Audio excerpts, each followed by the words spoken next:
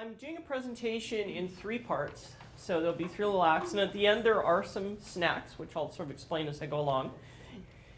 But really what we're doing today is answering the age-old question, what on earth does Lenore do when she's out there? Because most of you know that, yes, I live in Vancouver, but also when you phone me for things or need things, I'm somewhere in North America, usually with farmers in the background. And so it has been remarked, well, what is Lenore doing out in the field? So today, we're actually going to talk about that a little bit. And what I'm going to open with is a discussion of my main research program. And the program I've been doing for 3 years. I was awarded a Shirk Standard grant to study urban farmers markets in North America and how they fit into the city. And as an urban environmental geographer, my interest lies in the nature-culture interface, where people meet nature. And one of the places, and of course there's lots of ways to approach this, but one of the places where we meet nature every day is food. It's, there's that moment when food comes to mouth where the whole reality of who we are as natural beings is brought forward.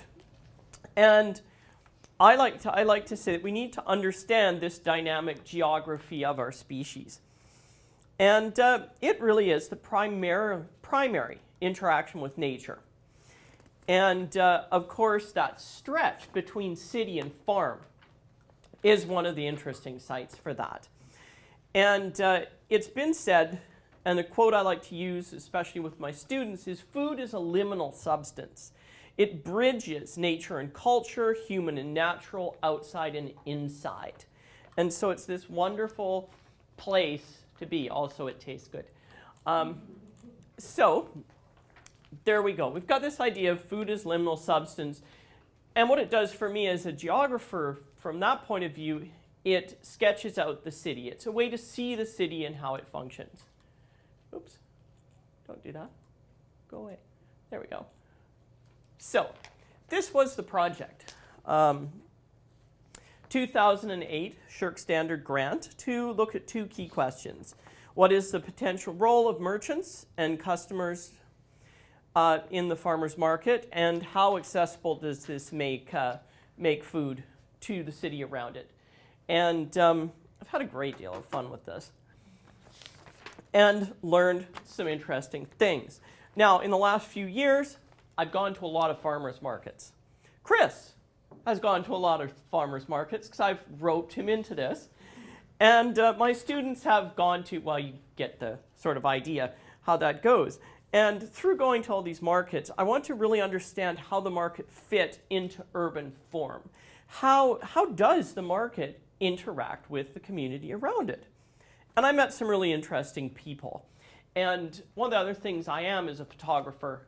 And so that's one of the main thrusts of my research is documentation through photos. And so I'm going to introduce you to a few of these people. Whoops. So here we have the flower peddler, Chris Hirshheimer.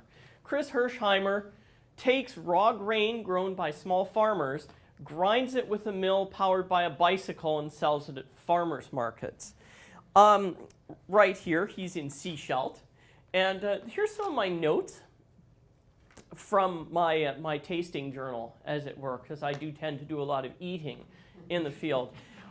And one of the interesting things he's doing is experimenting with red fife wheat. Red fife wheat built this country in no uncertain terms.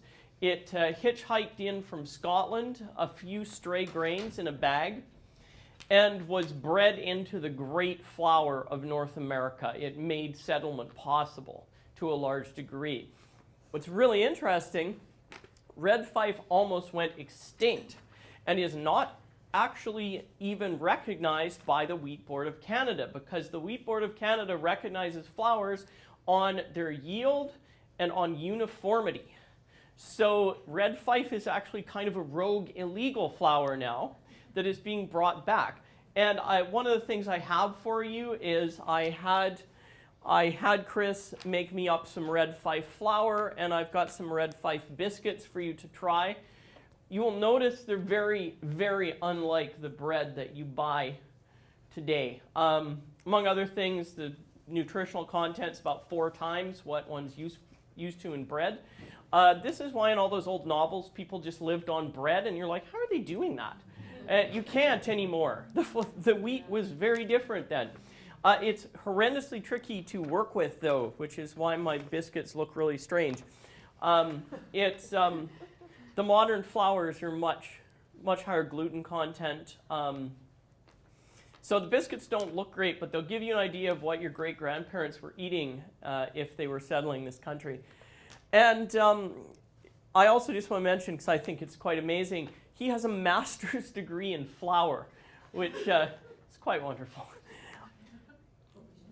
Moving onward, here we have Francois Brouillard of the Jardin Sauvage, who likes to remind people that Canada, and I'll talk about this later, one of the last nations with a major wild food industry. A lot of our food is wild. Think salmon, and there you are. But what he does is gathers forest crops. This also was an interesting point in my research in that he couldn't understand my English and I couldn't understand his French. So we in the typical nature of Canada, each spoke each other's language to each other and managed to have a lot of fun. One of the interesting things is he pointed out a lot of our wild foods are becoming endangered because of poor regulation, over-harvesting.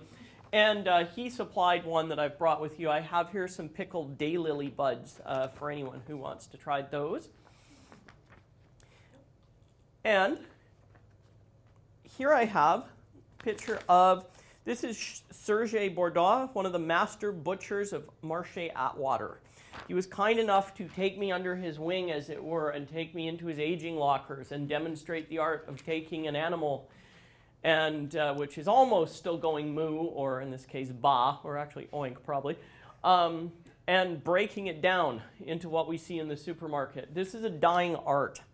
And I learned from him that the art of taking meat and breaking it down respectfully and safely into food that we can really cherish is dying and very, very rare. His family's been at Atwater for its entire history, so going on like 70 years.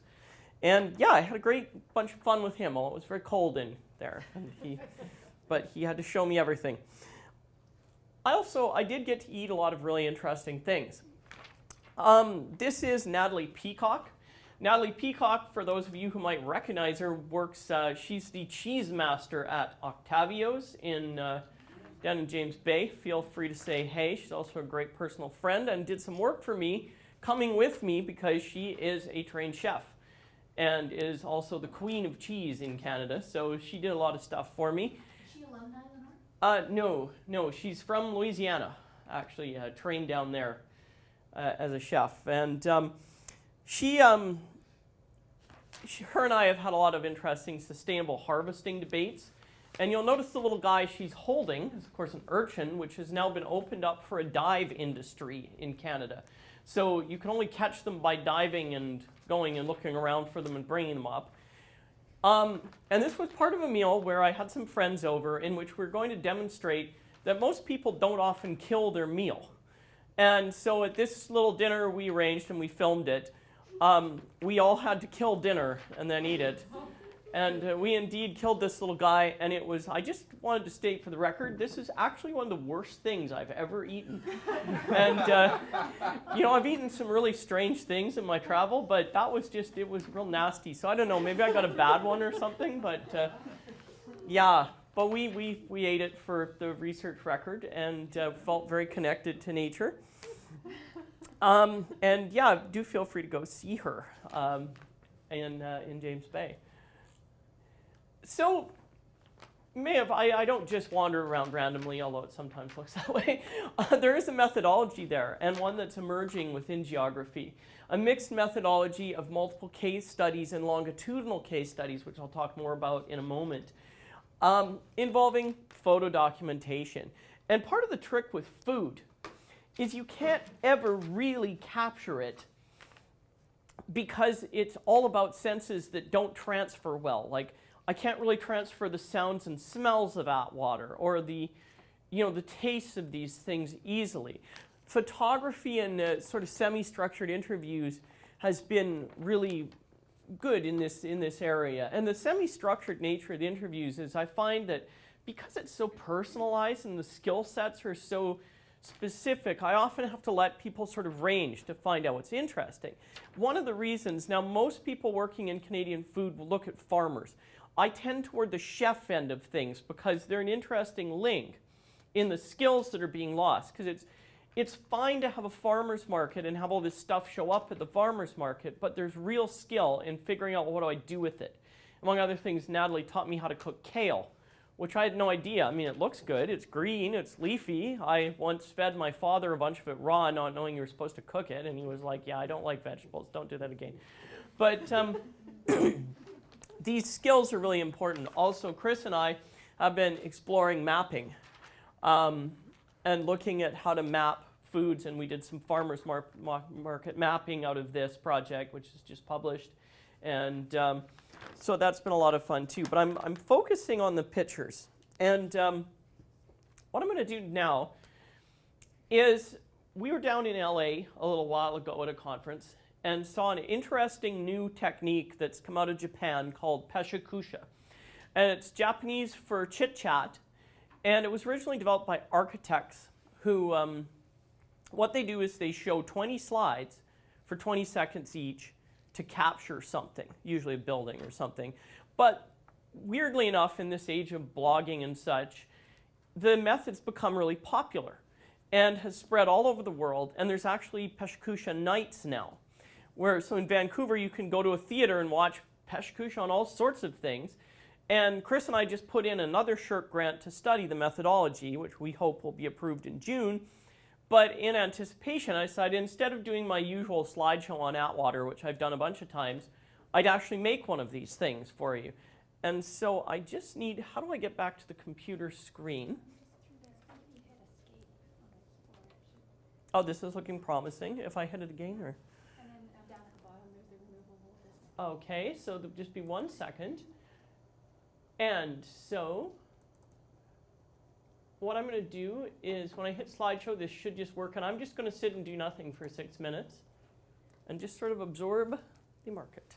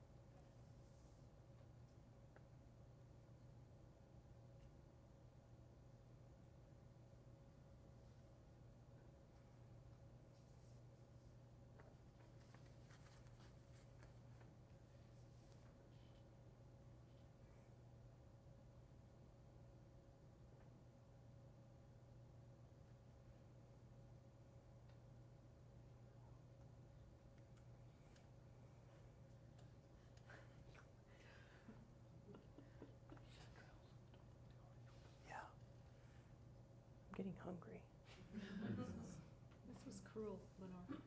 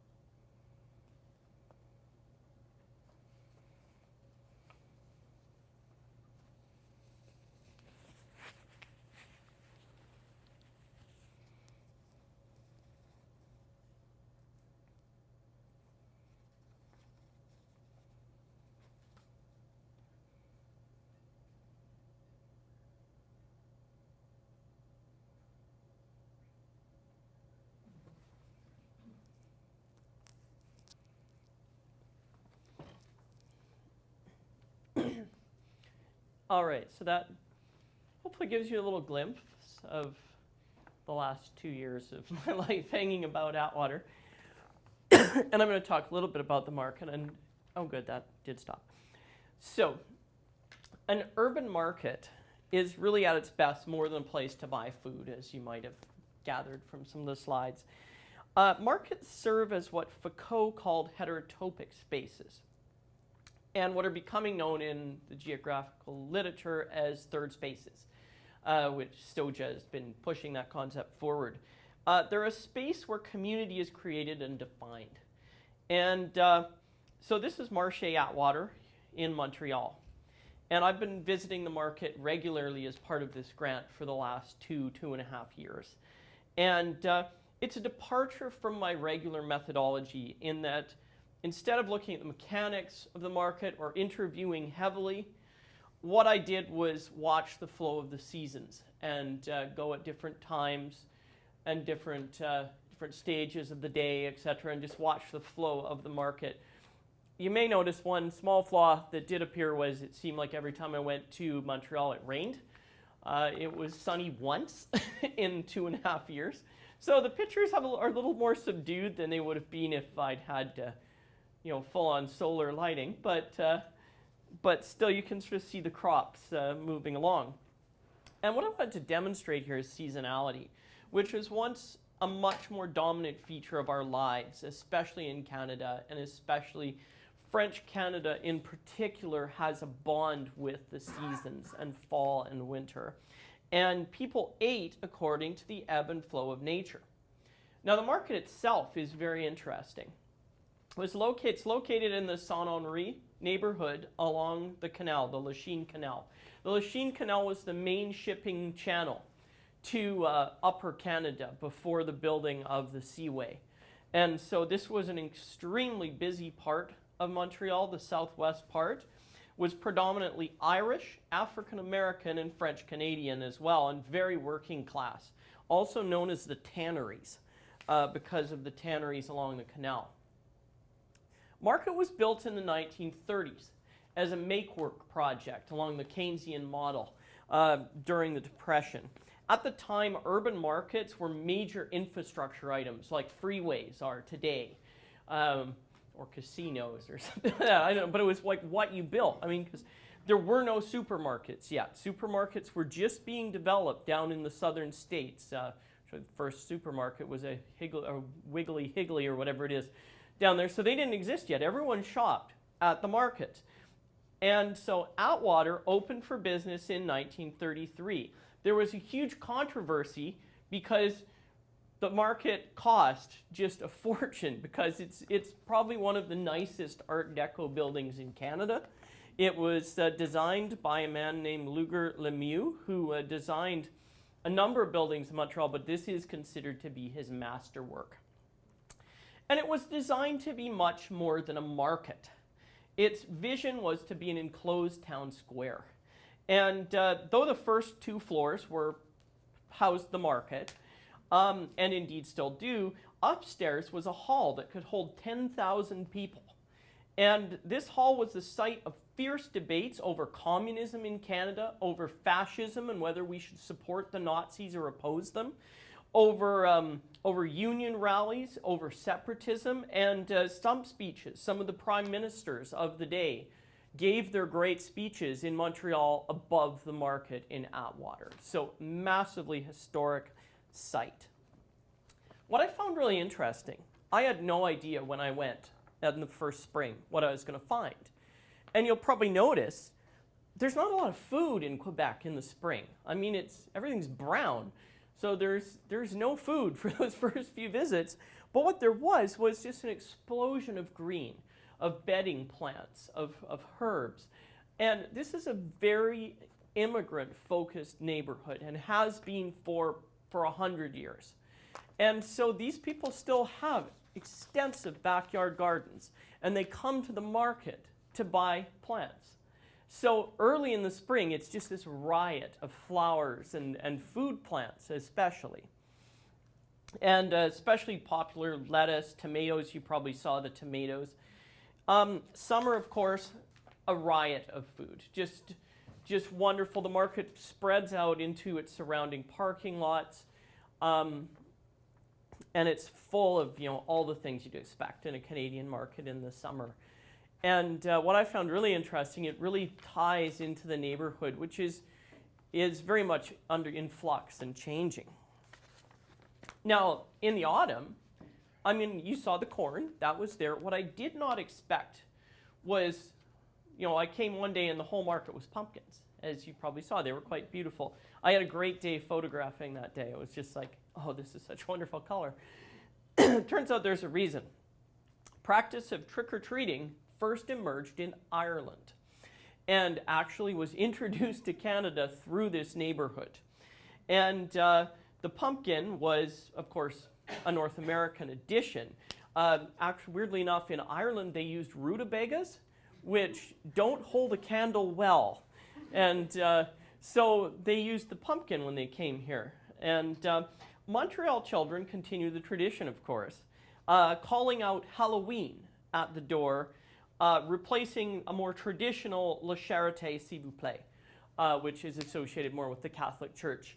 And so since the Quiet Revolution there, it's more, they just yell Halloween at you and then probably throw eggs at your house if you don't have treats. A few other crops. You may have noticed a strange little berry. That's the Quebec ground cherry, which is a relative of the South American ground cherry. They're the ones that come in a little paper thing, a little sort of weird little flower. They're very popular. There are also, of course, cranberries. Not as big a crop as it is out here, but quite major. Now, Atwater itself has really had its up and downs. Long and sometimes controversial history starting right from its inception. In September 1968, a decade that can only be described as catastrophic for North American markets, city officials under Drapeau, who is reviled in Montreal as the man who destroyed more of the historic parts of the city than anyone else by building expressways through them and other such things, he announced that Atwater would be closed and converted into municipal offices. And he is quoted in the Gazette, September 24th, 1968, "The large urban market has had its day and is no longer viable." Plan lasted exactly 2 weeks. Public outcry was huge. However, it's worth noting, of the 6 major markets, Drapeau managed to close 4 of them during that time period, including the one in the Old Town, which had been there for hundreds of years. The 2 that survived were Jean Talon, which I've also done case study work in, and Atwater. And this was despite a study later in 1957 urging governments to keep all of the markets open. They were loved by the public. The hall was actually lost in the 68 renovations. Drapeau was not a fan of large gatherings of people, so he closed the hall and divided it into offices, so it's no longer available. Now the winter. I went in the winter. I didn't know what to expect, other than, of course, the interior, the butchers, which have been at Atwater since the beginning, the cheese, the fish, the bread, but also Christmas trees. It's where a lot of Montreal comes to get its Christmas trees, which is really quite interesting. So I enjoyed it, and also I noticed the little bird tracks in the snow, and it's a little reminder that the city is home to all sorts of little, little critters, and very, sort of metropolitan birds there. They have their little cappuccinos and stuff, eat their little croissant. What's happening to the market now? Well, the neighborhood is gentrifying. In the way of things, the canal, which was seen as this horrible cesspool when it was actually in use, is now a national park. There's a bike path along the canal, and they've cleaned up the water. It's open to boats again for the first time since the seaway was opened. And of course, all along this are abandoned factories, which are brick, large beam, high ceiling, and they're all being turned into quite wonderful lofts. So the neighborhood is highly prized. And in a single year after the canal opened, prices in the neighborhood jumped 60%, which certainly the market now is more upscale because of that. And so that's part 2, where I wanted to sort of introduce the market. And quickly, before we go to questions, I just have a short bit on, I wanted to say a few words about where is this going. So, click to exit. Disk.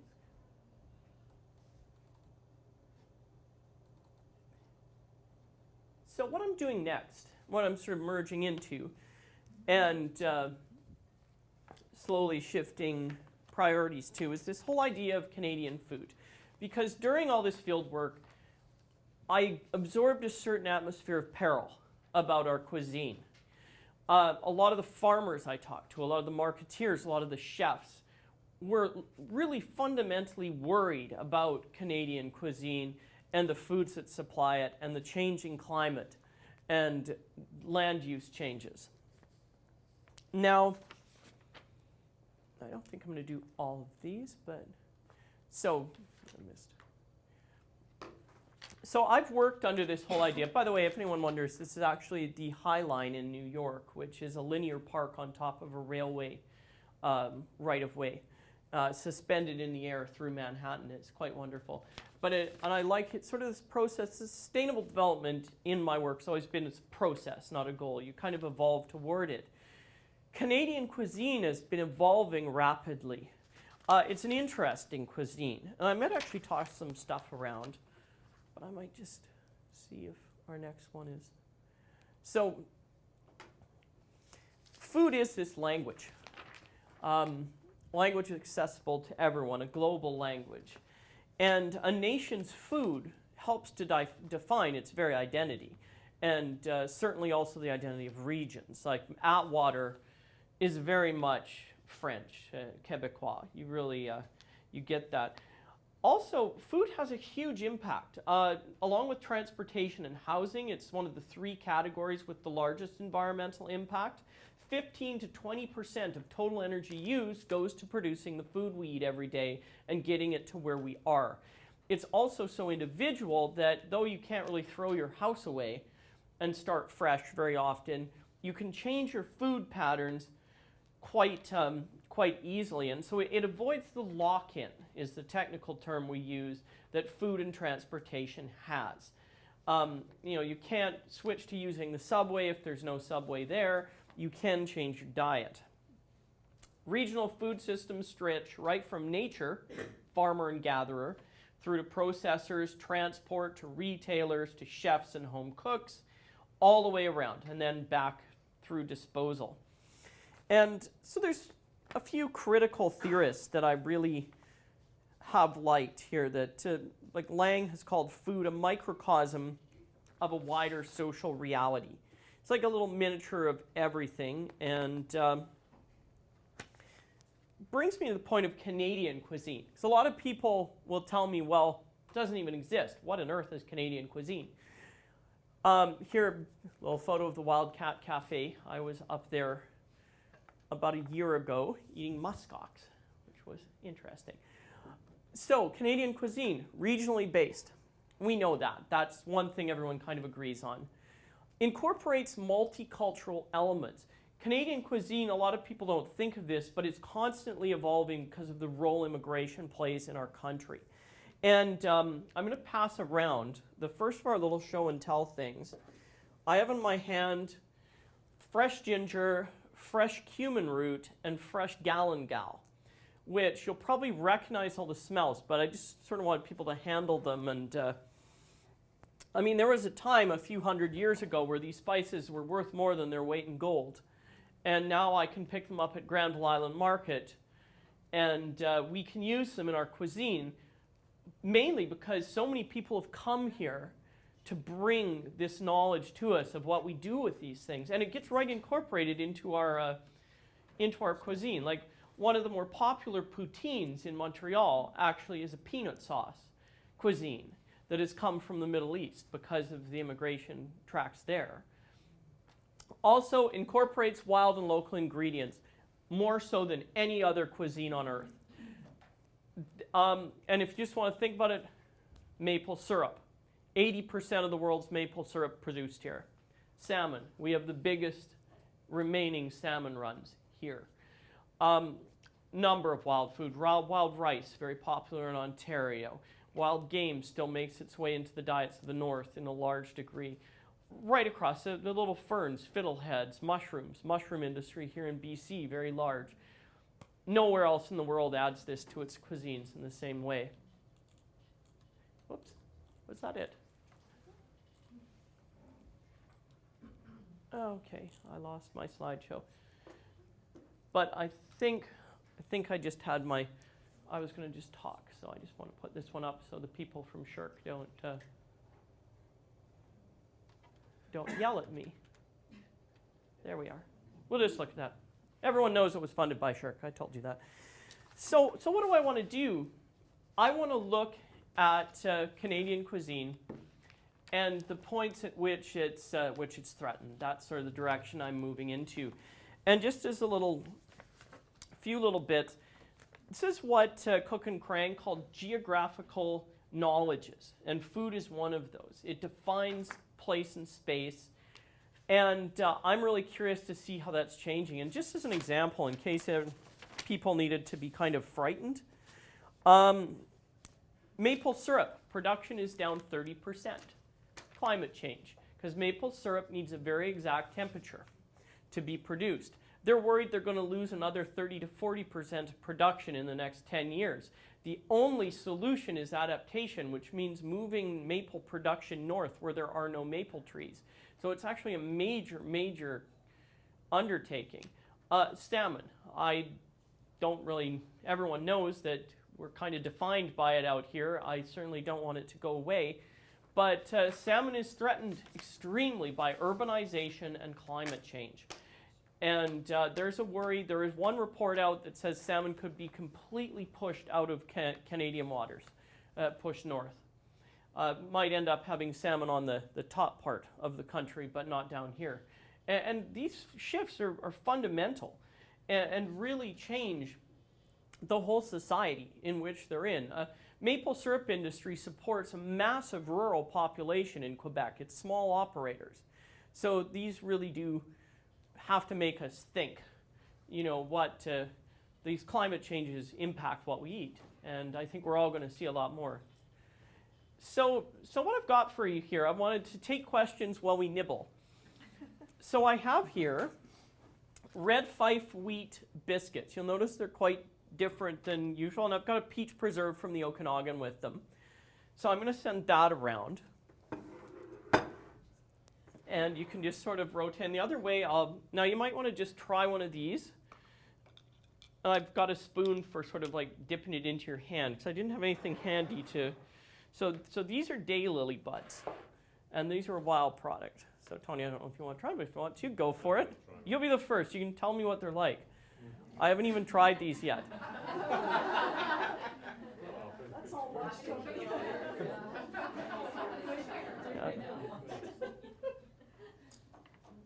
So what's the verdict? Wild Quebec food. Excellent. Oh, good. Might as well finish the job. No, sure. How are they?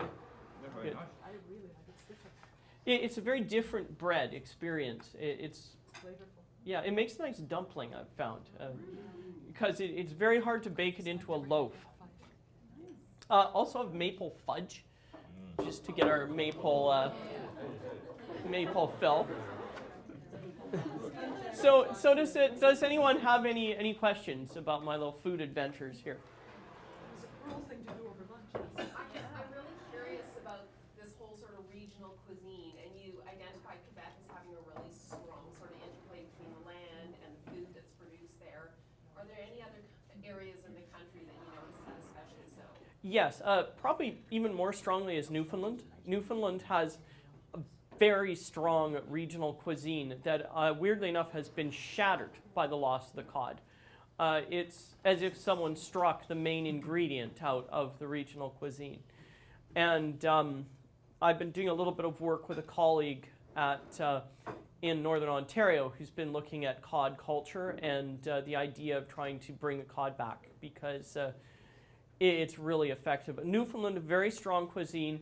Quebec, very strong cuisine. But they all share these things. And right across the country, Alberta has a very particular cow-oriented cuisine.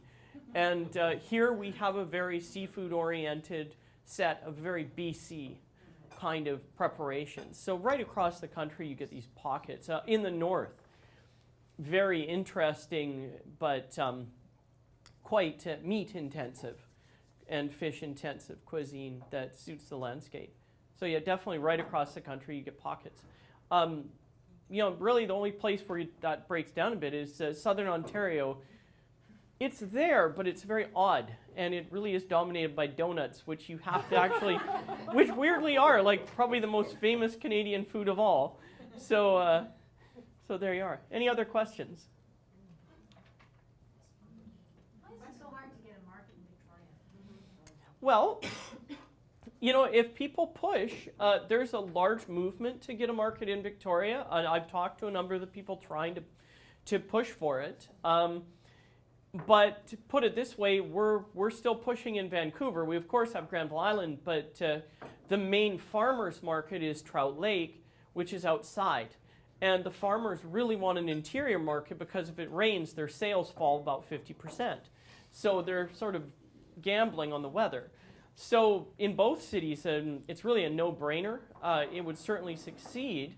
I think you have problems like high land prices and planning departments that still think in terms of supermarkets rather than markets. But I think it'll happen if people push. If you look at how popular the Sydney market is. I mean, that used to only run for a couple of weeks in the summer, and now it runs from May to the end of September. So, Well, it's a growing movement. But there's a few problems in Canada. Alec Ostry and Krista will work on this as well. We all did a project as part of this to look at prices at markets, and we're going to put a paper together on that. Canada has some of the most expensive farmers markets in the entire world, and that's got to be addressed because they're not socially equitable as currently stands. The food's very high quality, it's wonderful, but you better be rich to buy it. And that is not true in Europe or even in the US, which I find quite amazing. When I did a lot of field work in California, markets there are beautiful, and the prices are usually lower than the supermarket prices, which I don't know why we've gone in such a certain direction here. I have an idea about that. Lenore, I have a son-in-law who's very interested in becoming a gardener, a truck farmer. And his issue is that the only way he can have any land to grow food is if he can afford to buy it, which of course he can't. Yes. So he's stuck in a place that's not so comfortable. Well, and that's a huge problem in this country as well, is there's very little farmland. And it's it's all in the cities. It's all being bought up and by outside interests. And we definitely have some interesting problems. In the Fraser Valley, there's a lot of people who would like to do truck farming. They can't. They have to grow cranberries and blueberries. They're the only crops expensive enough to pay for the land. So land prices are a huge issue. The land reserve hasn't really helped that. And on the flip side, a lot of farmers see it as their retirement plan. You know, so it's hard to say to them, sorry, we don't want you to sell your land. But the truth is that's being lost rapidly. Yes, Dan. Question. I was in Toronto just before Christmas for some meetings, and our son's there. And he's very close to, I think it's the St. Lawrence Market. Fascinating place to wander through. And he goes just about every day. Knows the butcher. The same thing, when I was there, they're hauling in, the carcasses, getting ready to hang, and, chat away, and you get your fresh cuts of bacon or whatever. Take them home, come home for dinner. They still had fresh tomatoes. I'm not sure what hothouse they were coming from, but they were still local. And reasonable prices. I was very impressed that they were actually reasonable. Yes, and the Ontario case is interesting in that their green belt has worked quite well at preserving the farmland around Toronto. And there's a lot of small activist groups spearheaded that, and the market still have a lot of food. Ev? What's a truck farmer? I'm sorry, I don't. Oh, I don't know what the grow stuff like lettuce, cucumbers, stuff you like get. It's I don't know why they call it a truck garden, to be honest. You put it in your truck, you take it to the market. Ah, there we go. Yeah. Like so like greenery, like carrots, things, and it would be variety. Like they wouldn't just have a field of carrots; they'd have carrot, celery, that kind of thing. Thanks. Isabel. I'm curious about the mapping part of the project. Going back, moved proposal way a few years back, but I think there was looking at actually how local food was, ecological food Yes. was. There were a number of questions you were asking around it. I'm kind of curious what that. Oh, we had a lot of fun, and Chris and I did that up and presented it. Where did we present that? AAG, I think we presented. Yeah, and what we found was, and Chris, contradict me if I'm taking this in the wrong direction. We found that a lot of the food wasn't that local. In certain, like some of the markets, Prince George was quite quite good about having a catchment-based sort of area. Trout Lake was quite bad. Some of the people were driving hundreds and hundreds of kilometers to bring their food there, passing other markets to get there because they could sell so much more. So, and it actually matched the results from, where was that, Norway? Norway. Yeah, it matched Norway's results quite closely. That there were local farmers, but then there was like this belt of not local farmers. And so you have to ask about the energetics there, definitely. So do Yes. you think it's food security and knowing where our food comes from, is that what drives the popularity or the success of these local markets? Or is it things like, 100-mile diet book or? It's a combination. Number one is quality and taste. And you can't beat that. And number two is that's in confluence with what I call the food porn industry. People are becoming much more interested in chefs as celebrities, as the idea of cooking. If you think about, say, the 1970s and what Canadians ate compared to now, it's amazing how much our diets expanded. And you have people watching the Food Network and reading books about food and just being much more aware of the whole concept of food at the high end, at the sort of middle class on upward. And so that's definitely driving it. Plus, a growing concern about what's in our food. And I think you can't deny that has to be included, is people are worried. People don't like the amount of chemicals and such. So there's a shift in awareness to a degree. But I think you'll only see continue. I think that's a trend. Mickey. Out on the peninsula, it's probably more common for the farms to be directly selling their produce rather than coming together. What impact do you think that sort of has on them? Well, I've worked with a lot of people who do farm gate sales. And it's great in a degree, especially in local areas. Energetics, not so much, because everyone drives to the farm gate to get what they need. But certainly fresh, and for the farmer it works very well. They actually make more money farm gate selling than they do going to market, because they can sit there and stay on the farm and keep doing things, and people come and are pretty good about putting money in jars and such. So for the farmer it's a really good option. And it does also get people to sort of know the farmer and know the land, which is something we've greatly lost. Now, part of the problem is scaling all this up, and I should say that outright. There are far too many of us to all go to Atwater every day. So there's sort of a middle ground somewhere between Walmart bringing it all in from somewhere in New Zealand somewhere, or everyone going to the farm and picking up food. Like there's an optimization point at which all the variables are good. And that's one of the things I've been trying to determine is where is this sweet spot where the environmental impacts are right, the economics are right. All of it has to somehow come together to make an industry that's actually sustainable according to the three thrusts of sustainability. But doesn't the farmer's market clearly offers a kind of a social dimension to it too, right? Definitely. And in some respects, it has become a focal point for what used to be the focal point supplied by the local pub or something like that. In other words, it has that social dimension to it. You also mentioned the element of gentrification around the Lachine Canal and so on in that area of Montreal. It seems to me that there's a mix of these kinds of things which together offer a degree of attractiveness that Walmart is never going to satisfy. Yes, exactly. And so it seems to me that there are a number of these variables that are in play in terms of how well that farmers market thrives and actually survives, because if any of those get out of whack, the gentrification, for example, may ultimately affect the whole ambiance of the farmers market.